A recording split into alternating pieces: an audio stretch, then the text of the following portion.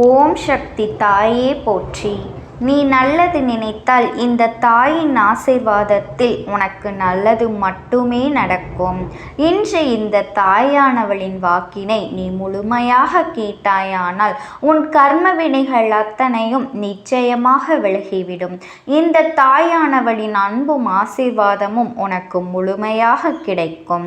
என் அன்பு பிள்ளையே, இன்று உன்னை தேடி உனக்கு பிடித்த ஒருவர் வரப்போகின்றார் என்பதனை உனக்கு உணர்த்துவதற்காகத்தான் இன்று நான் வந்திருக்கின்றேன். என் தங்க குழந்தையே, உன்னை தேடி வருபவர் உனக்கு பிடித்தவராக இருக்கும் பொழுது உன்னுடைய சந்தோஷத்தை உன் அம்மா நான் காண வேண்டாமா? அதனால்தான் என் குழந்தையே, காண்பதற்காக உன்னை நான் ஓடோடி வந்திருக்கின்றேன். என் பிள்ளையே, எந்த விஷயம் உனக்கு சந்தோஷத்தை கொடுக்கின்றது, எந்த விஷயம் உன் வாழ்க்கையில் உனக்கு நிம்மதியை கொடுக்கின்றது, எந்த விஷயத்தை நிரந்தரமாக உன் வாழ்க்கையில் கொடுக்க வேண்டும் என்று உன் அம்மாவிற்கு தெரியும் அல்லவா? அதை உன்னிடம் சொல்வதற்காகத்தான் இப்பொழுது நான் வந்திருக்கின்றேன். நீ எள்ளளவும் கூட இந்த தாயானவளின் மீது சந்தேகப்பட வேண்டாம். இதை நான் நடத்தி தருவேனா என்ற சந்தேகம் உனக்கு ஒரு பொழுதும் வேண்டாம். நான் நிச்சயமாக உன்னுடைய விருப்பத்தை நிறைவேற்றி தரவே வந்திருக்கின்றேன். என் அன்பு குழந்தையே, யார் வேண்டுமானாலும் எப்படி வேண்டுமானாலும் இருந்துவிட்டு போகட்டும். அதை பற்றி எல்லாம் நீ கவலைப்பட வேண்டாம். உன்னோடு உனக்கு பிடித்தவர் நிச்சயமாக வரப்போகின்றார். அவர் யார் என்று உன் அம்மா நான் நிச்சயமாக இப்பொழுது உனக்கு சொல்ல போகின்றேன். கவனமாக கேள் என் குழந்தையே. ஆபத்து இருக்கும் பொழுது உனக்கு யார் உதவி செய்தார்களோ, நீ ஆபத்தில் இருக்கும் பொழுது யார் உன்னை புரிந்து கொண்டு உனக்கு ஆதரவாக செயல்பட்டார்களோ, உனக்கு உதவி செய்ய வேண்டும் என்ற மனப்பக்குவம் யாருக்கு வந்ததோ, எத்தனை பேர் உன்னை சுற்றி இருந்தாலும் அத்தனை பேருக்கு மத்தியிலும் இவர் ஒருவரே உன்னிடம் மிகுந்த அக்கறையோடு நடந்து கொண்டவர். என் குழந்தையே, உன்னை விட்டு இப்பொழுது அவர் தொலைவில் இருக்கின்றார். சில நேரங்களில் நீ வேதனையில் இருக்கும் பொழுது உனக்கு மிகப்பெரிய ஆறுதலாக இருந்து கொண்டிருந்தவர். உன் மனதில் இருக்கின்ற ஆசைகளை எல்லாம் தன்னுடைய ஆசையாக சுமந்து கொண்டவர். எல்லாவற்றையும் உனக்கு நிறைவேற்றி கொடுக்க வேண்டும் என்று உன்னோடு துணை இருந்தவர். ஆனால் இன்று உன்னை விட்டு தொலைவில் இருந்து கொண்டிருக்கின்றார். உன்னை பற்றி எப்பொழுதுமே நீ நினைக்கின்ற விஷயங்களை விட உன்னை அதிகமாக நினைத்தது அவர்தான். எப்பொழுதுமே உன்னை பற்றிய சிந்தனைகளோடு இருந்தவர் இப்போது உன்னை விட்டு வெகு தொலைவில் இருக்கின்றார். உன்னுடைய நினைவுகள் எல்லாம் அவருக்கு இருக்கின்றதா இல்லையா என்பது கூட உனக்கு சந்தேகமாக இருந்து கொண்டிருக்கின்றது. அதனால்தான் நீ மன வேதனையிலும் இருந்து கொண்டிருக்கின்றாய். மீண்டும் அவரோடு வாழ வேண்டும் என்றும் அவரோடு சேர வேண்டும் என்றும் மனதார ஆசைப்படுகின்றாய். எல்லாம் உன் அருகில் இருந்தாலும் எதுவுமே இல்லாதது போன்ற ஒரு உணர்வை கொடுத்து கொண்டிருக்கின்றது. இதனால் உன் வாழ்க்கையே உனக்கு வெறுப்பாகியும் விட்டது. இந்த வாழ்க்கை இதற்கு மேலும் வேண்டுமா என்று நீ வேதனைப்பட்டு கொண்டிருந்த சமயத்தில்தான் நீ என்னிடம் வந்து வேண்டுதல் வைத்திருந்தாய். அம்மா, ஓம் சக்தி, நான் உன்னிடம் எதையும் கேட்கவில்லை. என் வாழ்க்கையை எனக்கு கொடுத்து விடுங்கள். நான் இப்போது எதுவுமே இல்லாமல் வாழ்க்கை வெறுமையாக மாறிவிட்டது. மீண்டும் எனக்கு அந்த நல்ல வாழ்க்கையை கொடுத்து விடுங்கள் என்று என் குழந்தை நீ என்னிடம் கேட்பது எனக்கு தெரிந்துவிட்டது. என் தங்க குழந்தையே, நீ எப்பொழுதும் உயர்வான எண்ணங்களை மட்டுமே மனதில் வைத்திருக்கின்றாய். உன் மனதில் இருக்கின்ற நல்ல எண்ணங்கள் நிச்சயமாக உன் வாழ்க்கையை மீட்டு உன் கைகளில் கொடுக்கும் என்பதில் எந்த ஒரு சந்தேகமும் உனக்கு வேண்டாம். என் தங்கமே, இனி உன் வாழ்க்கையில் நல்லது மட்டுமே நடக்கும். நீ மனதார நம்பித்தானே இந்த தாயானவளிடம் வந்து உன்னுடைய வேண்டுதல்கள் எல்லாவற்றையும் ஒவ்வொன்றாக நீ வைத்திருக்கின்றாய். உன்னுடைய கடந்த கால வாழ்க்கையையும் நினைத்து, உன்னுடைய கடந்த கால நாட்களையும் நினைத்து நீ பட்டு கொண்டிருக்கின்றாய். என் தங்க குழந்தையே, சந்தோஷமாக எத்தனையோ தருணங்களை கொடுத்த வாழ்க்கை இன்று வெறுமையை மட்டும் பரிசாக கொடுத்து விட்டது.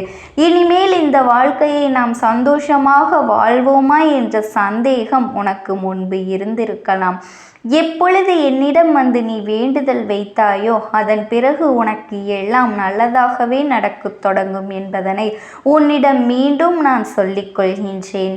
என் தங்க பிள்ளையே, எல்லாவற்றையும் மறந்து இனிமேல் நீ நிம்மதியாக வாழப்போகின்ற நாள் வெகு தொலைவில் இல்லை, மிக அருகிலேயே வந்துவிட்டது. அந்த உறவு உன்னை தேடி வருகின்ற நேரம் நிச்சயமாக உன் வாழ்க்கையில் உள்ள உன்னை பிடித்த தீய சக்திகள் எல்லாம் உன்னை விட்டு விலகி ஓடப் போகின்றது.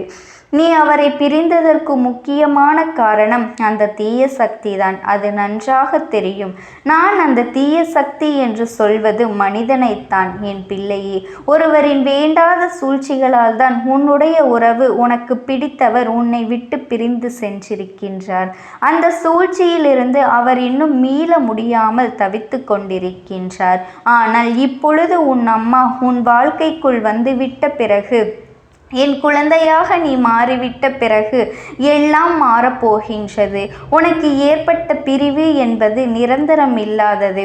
என் குழந்தையே, உன் வாழ்க்கையில் நீயாகவே எதுவும் தேவையில்லை என்று ஒரு நாளும் முடிவெடுத்தது இல்லை. பிறரின் கருத்துக்களையும் முன்கோபத்தாலும் நீங்கள் இருவரும் பிரிந்திருக்கலாம். ஆனால் தற்பொழுது இருவரும் ஒன்றாக சேர்ந்து வாழப்போகின்றீர்கள். தீய சக்தி ஒருவர் ஏற்படுத்திய விஷயம்தான் இன்று மிகப்பெரிய பிரச்சனையாக உருவெடுத்து நீண்ட கால பிரிவினைக்கு காரணமாகிவிட்டது. என் தங்கமே, இந்த பிரிவினை இன்றோடு முடிய போகின்றது. எல்லாவற்றிற்கும் கால நேரத்தை உருவாக்கி தர இந்த தாயானவள் நான் வந்திருக்கின்றேன். நீ ஆசைப்பட்டு கேட்ட அந்த வாழ்க்கையை கொடுப்பது இந்த அம்மாவின் பொறுப்பு. என் குழந்தையே, நீ கதறி கருத்தறி அழுதாய், தினம் தினம் என்னிடம் மன்றாடினாய். என்னிடம் என் உயிரான உறவை கொடுத்து விடுங்கள் அம்மா என்று வேதனைப்பட்டு கேட்டு கொண்டிருக்கின்றாய். என் செல்ல குழந்தையே, நீ வேண்டிக் கொண்டேதான் இருந்தாய். உன்னுடைய வேண்டுதல்கள் எல்லாம் நல்ல எண்ணங்களாக மாறி உனக்கு விருப்பமானவரிடத்தில் சென்று சேரும் பொழுது இந்த தாயானவள் அவரை உன்னோடு சேர்க்கப் போகின்றேன். இதற்கு பிறகு யாருடைய தலையீட்டையும் உங்கள் குடும்ப வாழ்க்கைக்குள் கொண்டு வரக்கூடாது. அடுத்தவர்களினுடைய சூழ்ச்சியை நீங்கள் புரிந்து கொள்ள வேண்டும். சூழ்ச்சியை எப்படி அம்மா புரிந்து கொள்வது என்று கேட்பது இந்த தாயானவளுக்கு தெரிகின்றது. சூழ்ச்சியை தெரிந்து கொள்வதற்கு உன் அம்மா உனக்கான தடங்கல்களை அப்போது நான் ஏற்படுத்தி கொண்டேதான் இருப்பேன். உனக்கான சமிச்சைகளும் வந்து கொண்டேதான் இருக்கும். அதை நீ உணர்ந்து நடந்து கொண்டால் எந்தவித சூழ்ச்சிகளும் உன்னை எதுவும் செய்ய முடியாது. என் பிள்ளையே, நீ நன்றாக இருப்பது ஒரு தீய சக்திக்கு பிடிக்கவில்லை. உன் உறவுக்குள் ஒற்றுமையை கெடுத்து விடுவதற்காகத்தான் அவர் உன் வாழ்க்கையில் நுழைந்தார் என்பது இந்த அம்மாவிற்கு நன்றாக தெரிந்த விஷயம். என் தங்கமே, நான் அப்பொழுது உனக்கு பலமுறை எச்சரிக்கை கொடுத்தேன். சில தடங்கல்களை ஏற்படுத்தினேன். இருந்தாலும் அந்த தீய சக்தி உன் வாழ்க்கையில் நுழைந்து விட்டது. நீ ஆரம்பத்தில் கண்டு கொள்ளாமல் விட்டதுதான் இன்று இவ்வளவு பெரிய பிரச்சனையாக வந்து நிற்கின்றது. உன்னுடைய வாழ்க்கை மீண்டும் திரும்புமா? சந்தோஷமாக இருந்த நாட்கள் மறுபடி அமையுமா என்று எதிர்பார்த்து காத்து கொண்டிருக்கின்றாய் அல்லவா? அதற்கு நான் உனக்கு பதில் சொல்கின்றேன். உன்னுடைய வாழ்க்கை மீண்டும் நல்ல வழியாக அமையும். சிறு சிறு தடங்கல்கள் வந்தாலுமே அதை உன் தாயானவள் நான் சரி செய்து கொடுக்கின்றேன். எனவே நம்பிக்கையோடு காத்திரு. கிடைத்த வாய்ப்பினை தவறவிடாதே. மனிதர்களின் மனமானது குரங்கு போன்றது. மனதினை ஒருநிலைப்படுத்துவது சாதாரண விஷயம் அல்ல. அதுபோலத்தான் உனக்கு பிடித்தவரின் வாழ்க்கையில் நுழைந்துவிட்ட தீய சக்திகளை விரட்டுவதற்கு உன்னுடைய அன்பு மிக முக்கியமானது. உன்னுடைய அன்பினால் மட்டுமே உன்னுடைய துணையை நீ மீட்டெடுக்க முடியும். வேறு எதை காட்டியும் அவரால் மீட்டெடுக்க முடியாது. எனவே அன்பு செலுத்து. இந்த தாயானவளின் துணை உனக்கு எப்பொழுதும் இருக்கும். எதற்கும் கவலைப்படாமல் துணிச்சலோடு செயல்படு. வாழ்க்கை உன்வசமாகும். உன் எதிர்கால வாழ்க்கையில் நீ எந்த பிரச்சனைகளையும் மனவலிமையோடு எதிர்கொள்ள அனைத்து சக்திகளையும் நல்ல நல்லவர்களின் துணையையும் நான் உனக்கு பெற்றுத்தரப் போகின்றேன். ஆகவே என் தங்க பிள்ளையே, இது உனக்கு சவாலான நேரம் என்பதனை மனதில் வைத்துக்கொள். உன்னுடைய துணையை நீ பெறுவதற்கு இந்த அம்மாவினுடைய அன்பும் ஆசீர்வாதங்களும் என்றென்றைக்கும் உனக்கு முழுமையாக கிடைத்து கொண்டே இருக்கும். ஓம் சக்தி. ஓம் ஆதிபராசக்தி. வானது உன்னோடு பேசுவதற்கு ஆசைப்படுகின்றது. என் தங்கமே, நான் உங்களுக்கு ஒரே ஒரு வாய்ப்பினை உருவாக்கி கொடுக்கின்றேன். அந்த ஆத்மாவின் வாக்கினை கேட்பதற்கு இதுவே உனக்கு கிடைக்கின்ற கடைசி வாய்ப்பாகவும் இருக்கலாம். அதனால் என் பிள்ளையே, இந்த வாய்ப்பினை நீ சரியாக பயன்படுத்தி கொண்டு அந்த ஆத்மா உன்னோடு என்ன பேச நினைக்கின்றது, அவர்கள் எதை உன்னிடத்தில் சொல்ல நினைக்கின்றார்கள், வெளிப்படுத்த முயற்சி செய்கின்றார்கள், எதனால் உன்னை தேடி வந்திருக்கின்றார்கள் என்பதனை எல்லாம் நீ தெரிந்து கொள்ள வேண்டும்.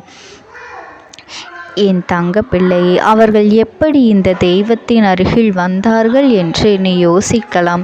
என் தங்கமே, உன்னுடைய இல்லத்தில் சமீபத்தில் இறந்து போன ஒருவரினுடைய ஆத்மாவானது சில நாட்களாகவே உன் இல்லத்தை சுற்றி சுற்றி வருகின்றது.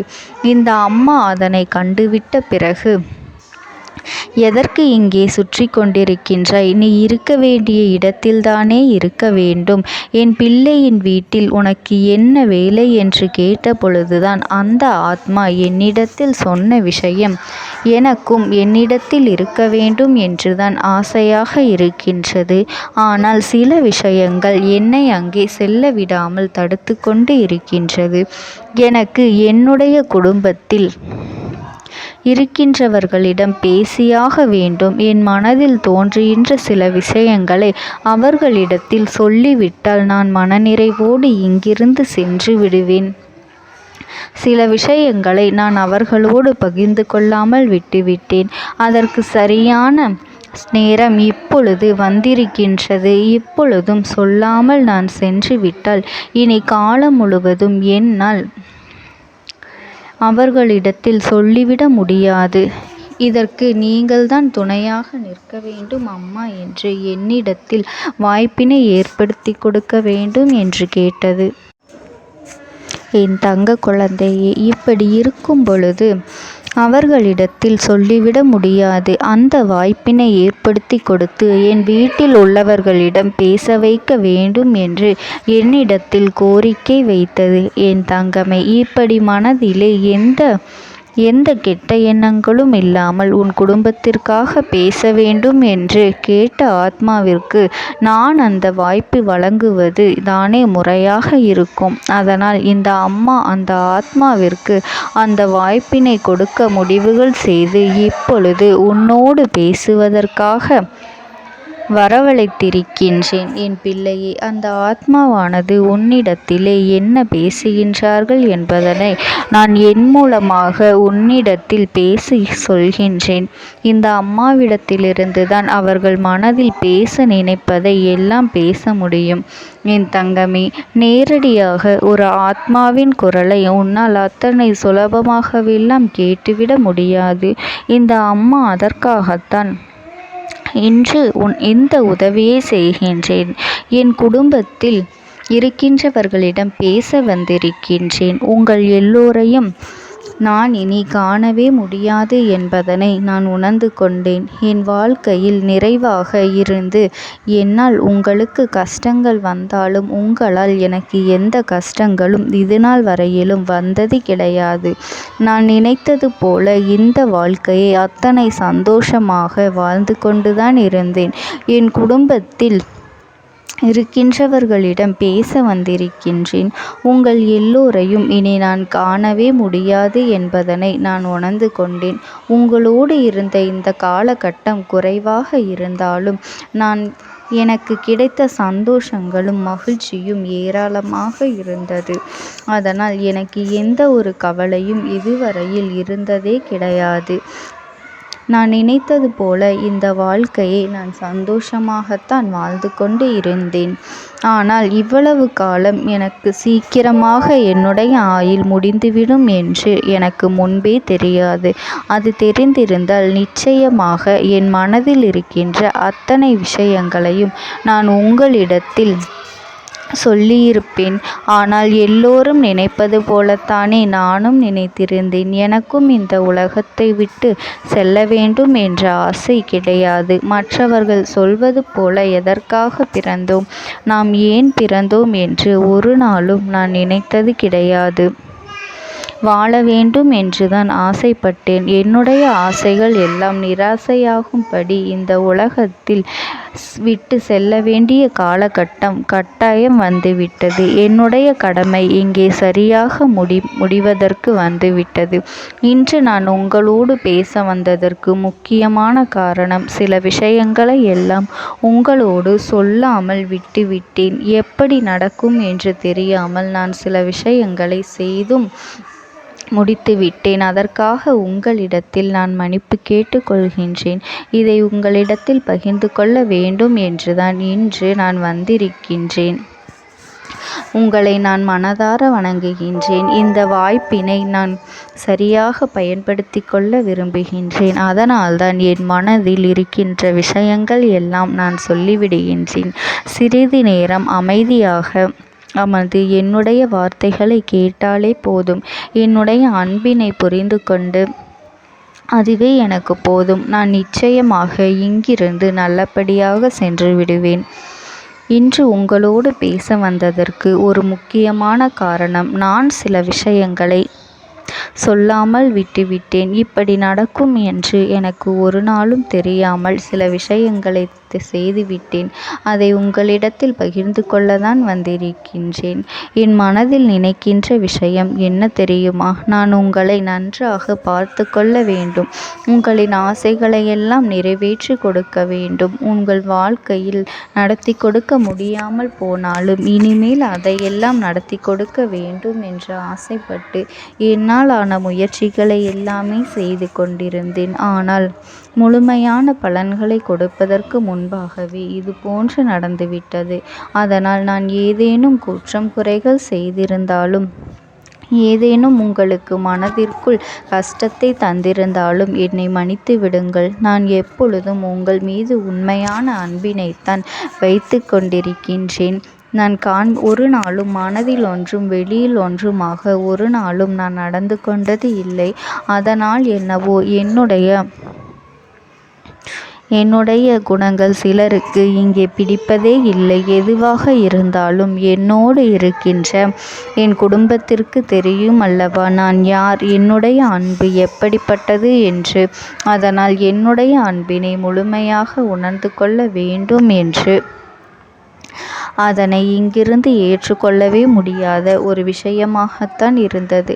நானும் அங்கும் அங்கும் ஓடி ஓடி மீண்டும் என்னுடைய உயிரை மீட்டெடுத்து விடலாம் என்றுதான் முயற்சி செய்தேன். ஆனால் அப்பொழுது என்னால் அதையெல்லாம் செய்ய முடியவில்லை. உயிரற்ற உடலாக இங்கே நின்று கொண்டிருக்கின்றேன். நாட்கள் செல்ல செல்ல இதை எனக்கு ஏற்றுக்கொள்ள பழகிவிட்டது. இனிமேல் இதுதான் என்னுடைய உலகம். மீண்டும் அங்கே செல்ல முடியாது என்பதனை நான் புரிந்து கொண்டேன். செல்ல முடியாவிட்டாலும் ஆத்மா என்று ஆன பிறகு என்னுடைய உலகத்தில் இருந்தால்தான் எனக்கு சந்தோஷம். மீண்டும் மனித வாழ்க்கைக்குள் என்னால் நுழைந்துவிட முடியாது. எனக்காக இத்தனை காலமும் அன்போடு பழகி எனக்கு எல்லாம் செய்த உங்களுக்கு நான் சொல்கின்ற விஷயம் ஒன்றுதான். நடந்தது எல்லாம் நடந்துவிட்டது. நடந்த விதையை யாராலும் இனி மாற்ற முடியாது. இனி நான் உங்களோடு இருக்க வேண்டும் என்று நினைத்தால் கூட அது நடக்காது. அதனால் இந்த வாழ்க்கையில் நீங்கள் நல்லபடியாக வாழ்ந்து சந்தோஷமாக இருக்க வேண்டும் என்றுதான் அந்த ஆத்மா மனது வேதனைப்பட்டு உன்னோடு பேசுகின்றது. என் தங்க குழந்தையே, யார் உன்னை விட்டு சென்றாலும் இந்த தாயானவளினுடைய அன்பும் ஆசீர்வாதங்களும் உனக்கு என்றென்றைக்குமே முழுமையாக கிடைத்து கொண்டே இருக்கும். அதனால் நீ எதை நினைத்தும் கவலைப்படாதே. உனக்காக எப்பொழுதும் நான் இருந்து கொண்டே இருப்பேன். ஓம் சக்தி. ஓம் ஆதிபரா சக்தி. நீ விடுதலை கொடுக்க மாட்டாயா என்று என் பிள்ளை, நீ என்னை பார்த்து கேட்கின்ற விஷயத்திற்குத்தான் நான் முடிவினை கட்டப் போகின்றேன். இன்னமும் சுருக்கமாக உனக்கு சொல்ல வேண்டும் என்றால், உன்னுடைய பிடிவாதம் இந்த அம்மாவினிடத்தில் ஜெயித்து விட்டது என்பதுதான் உண்மை. என் குழந்தைக்கு எந்த ஒரு விஷயம் வேண்டும் என்று அடம்பிடித்து இத்தனை காலமும் நீ நின்று கொண்டிருந்தாயோ, அந்த ஒரு விஷயத்திலிருந்து உன் அம்மா நான் உனக்கு விடுதலையை கொடுக்க வேண்டும் என்று என் முன்னால் கதறி அழுதாயோ, அந்த விஷயத்தை இன்று உனக்கு நான் முடித்து வைக்கின்றேன். என் பிள்ளையே, சுற்றி இருக்கின்ற உறவுகளையெல்லாம் நம்புவதை விட்டுவிட்டு சற்று விலகி நிற்பதுதான் எல்லோருக்குமே நல்லது. ஏனென்றால் யாருடைய குணம் எப்பொழுது எப்படி மாறும் என்று யாராலும் கணித்துவிட முடியாது. ஒருவரிடத்தில் நல்லபடியாக பேசிக்கொண்டு வந்திருப்பாயானால் அவர்கள் மனதிற்குள் என்ன இருக்கின்றது என்று உன்னால் ஒரு பொழுதும் தெரிந்து கொள்ள முடியாது. அவர்களுக்குள் 1000 விஷயங்கள் ஓடும். உனக்கு செய்து தருவேன் என்று வாக்குறுதியை கொடுப்பார்கள். ஆனால் அதன் பிறகு பார்த்தாயானால் ஒரு நிமிடம் கூட யோசிக்காமல் சற்றென்று இவர்களுக்கு முடியாது என்று சொல்லிவிடுவார்கள். மனதிற்குள் அவர்கள் நினைப்பது, நீ சொல்வதை சொல்லிவிட்டு போ, நான் எதற்காக உனக்கு உதவி செய்ய வேண்டும் என்று எண்ணிக்கொண்டிருப்பார்கள். இது போன்ற போலிகள் அதிகமாக நிறைந்து இருக்கின்ற இந்த உலகத்தில் ஒரு விஷயத்திற்காக என் பிள்ளை நீ ஆசைப்படுகின்றாய் என்றால் அதை மிகவும் நான் கவனத்தோடு புரிந்து கொண்டு உன் வாழ்க்கைக்கு அது சரியா தவறா என்று, தேவைதானா தேவையில்லையா என்று, ஒரு வேலை கிடைத்தால் உன் வாழ்க்கை தெளிவாக இருக்குமா என்றால் நான் புரிந்து கொண்டுதான் உன் அம்மா நான் உன்னிடத்திலே சொல்ல முடியும் என்பதனை புரிந்து கொள். உனக்கு எத்தனை கால தாமதங்கள் ஆகியது என்பதனை அதனை புரிந்து கொள்ள அதை உன்னிடத்தில் ஒப்படைக்க வந்ததற்கு காரணம், பல அதிசக்தி வாய்ந்த பூஜைகளாலும் தெய்வங்களை நீ தொடர்ந்து வணங்கி கொண்டிருப்பதாலும் மட்டும்தான் உன் வேண்டுதல்கள் உச்சத்தை தொட்டுவிட்டது. தெய்வத்தின் மனதை நீ தொட்டுவிட்டாய். இனிமேல் உன்னிடத்திலிருந்து தெய்வத்தினால் தப்பிக்க முடியாது. நிச்சயமாக இனிமேல் இதனை நீ கொடுத்துதான் ஆக வேண்டும். எந்த எல்லைக்கும் செல்வதற்கு தயாராகிவிட்டாய். கடவுளுக்கு என்னென்ன செய்ய வேண்டுமோ அதையெல்லாம் என் பிள்ளை மனதார செய்து விட்டாய். உன்னுடைய அன்பிற்கு இந்த அம்மா நான் 5வது நாள் உன் வாழ்க்கையில் மிகப்பெரிய பிரச்சனையை தீர்த்து கொடுக்கின்றேன். அம்மாவினை நம்பினால் உனக்கு சத்தியம். என்னை நீ நம்பவில்லை என்றால் இந்த அம்மாவினால் நிச்சயமாக எந்த விஷயத்திலும் இதற்கு பொறுப்பாக முடியாது. உனக்கு நடப்பதை கூட நீ உணராமல் இருந்துவிட்டு நிச்சயமாக உன்னுடைய மனநிலையில் தான் மாற்றங்களை கொண்டு வர வேண்டும். இதனை புரிந்து கொள். ஒரு முறை அல்ல, பல முறை இதை நான் சொல்லியிருக்கின்றேன். வாழ்க்கையில் தெய்வத்தினுடைய சக்தி வந்துவிட்டது என்றால் உனக்கு பல நல்ல விஷயங்கள் செய்வதற்கு முயற்சிகளையும் செய்து கொடுத்தது. ஆனால் என் பிள்ளை, நீ உன் மனதிற்குள் வைத்திருக்கின்ற தேவையற்ற எண்ணங்களால் அதை தொலைத்து விட்டாய். ஒரு பொழுதும் நீ தொலைக்கவும் மாட்டாய். தொலைக்க இருக்கவும் கூடாது. ஏனென்றால் உன்னோடு இருப்பது இந்த அம்மாவாகிய நான். உன் வாழ்க்கையில் நல்லதை செய்து கொடுப்பது உன் அம்மா நான். உனக்காக இந்த வாழ்க்கையில் எந்த எல்லைக்கும் செல்ல தயாராக இருக்கின்றேன். அதனால் இனி துணிந்து இறங்கு. எண்ணி 5வது நாள் நீ விரும்பிய விஷயம் உன் கைகளில் இருக்கும். எந்த முயற்சிகளையும் செய்யாமல் அம்மா தரவில்லை என்று ஒரு நாளும் என் மீது பழி போட உன்னால் முடியாது. நீ முயற்சிகளையும் உன்னுடைய உழைப்பையும் சரியாக செலுத்திவிட்ட பிறகு நான் கொடுக்கவில்லை என்றால் என் மீது கோபப்பட உனக்கு அத்தனை உரிமையும் இருக்கின்றது. இதற்கு மேலும் என் குழந்தை கஷ்டத்தை சந்திக்க வேண்டிய அவசியமில்லை.